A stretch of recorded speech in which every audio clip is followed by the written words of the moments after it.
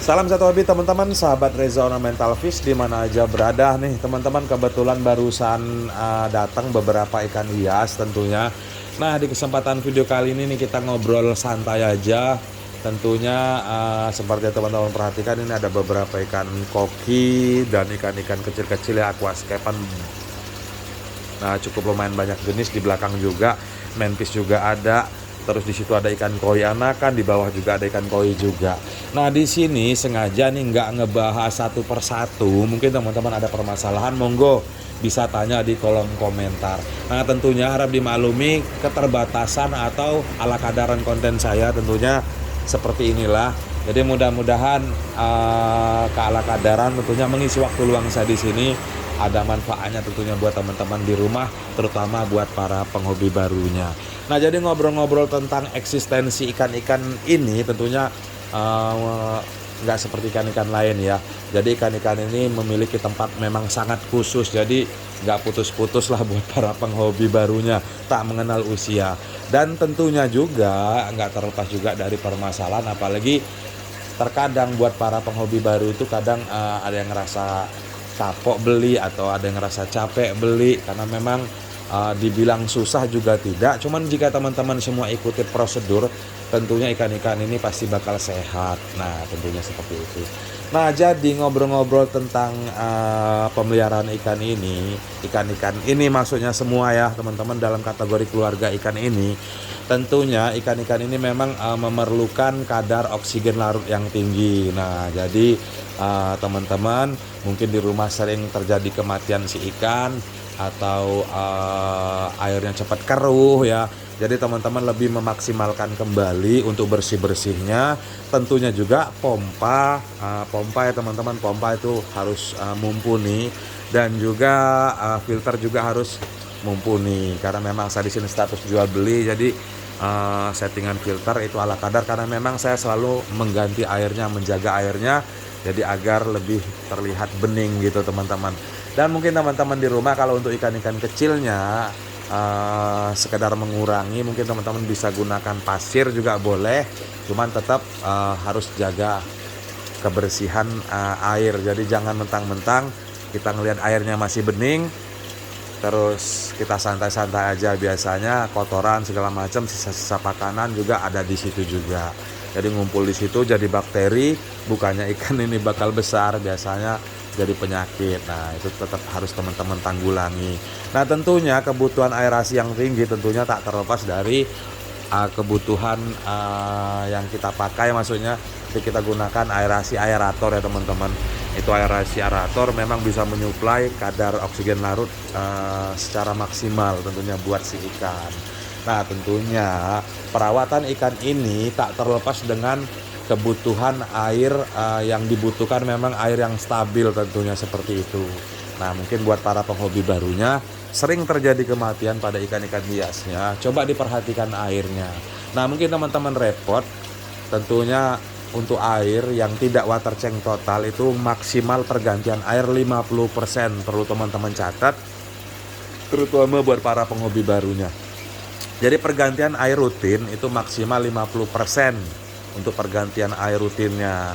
Nah, lebih baik, lebih bagus lagi maksudnya air itu kita endapkan dahulu. Dan jika ingin pergantian air total atau bersih-bersih atau yang biasa pakai pasir tuh lakukan pembersihan total, tentunya air harus disiapkan dahulu karena memang kerentanan ikan ini sebenarnya hanya tergantung dari air itu sendiri. Jadi airnya diendapkan dahulu, siapkan ember atau drum sesuai kapasitas akuarium teman-teman masing-masing, diendapkan minimal 2 hari, jadi baru kita ganti air barunya. Seperti itu teman-teman, bisa teman-teman praktekkan terutama buat para penghobi barunya yang agak sedikit bingung. Nah, terus ngobrol-ngobrol nih tentang penyakit-penyakit ikan hias nih ya. Nah, seperti ini dulu nih. Jadi untuk aplikasi mungkin bisa diaplikasikan sama-sama. Tentunya tingkat kematian ikan ini dibilang rendah juga tidak, dibilang tinggi juga ya lumayan tinggi selaku kita para penghobinya. Dari mulai kita beli nih ya, biasanya itu harus diperhatikan dahulu biasa akan bertanya kepada penjual, jika memang itu ikan baru itu diwajibkan untuk karantina dahulu. Nah, proses karantina di video saya sebelumnya saya coba buatkan di situ. Monggo dicari di link video saya. Di situ ada proses karantina. Jadi karantina di situ simpelnya tetap kebutuhan tank sama, tetap kita karantina menggunakan obat-obat dan garam ikan dan heater seperti itu. Nah, jadi kita karantina dulu ikan yang masih baru, biasanya seperti itu. Jadi guna karantina itu sebenarnya mengurangi tingkat stresan ikan yang dari jauh atau yang kirim-kirim jauh ya. Terus mengurangi tingkat yang kesakitan lah, intinya lecet-lecet si ikan itu agar sembuh, tentunya seperti itu. Nah, jadi pahami proses karantina. Biasanya memang proses karantina itu memang berlaku buat semua ikan yang baru-baru maupun ikan sakit. Nah, tentunya nih ngobrol-ngobrol tentang ikan mas koki ya. Ikan mas koki ini juga nih ada beberapa sih kadang kendala ya dalam pemeliharaan. Tentunya kematian. Nah, perhatikan penyakit-penyakit yang ada biasanya memang berawal dari air maupun filter tentunya. Dari filter, dari pemberian pakan yang berlebih, sisa-sisa pakan, terus filter yang nggak rajin kita bersihkan, tiba-tiba jadi penyakit seperti itu.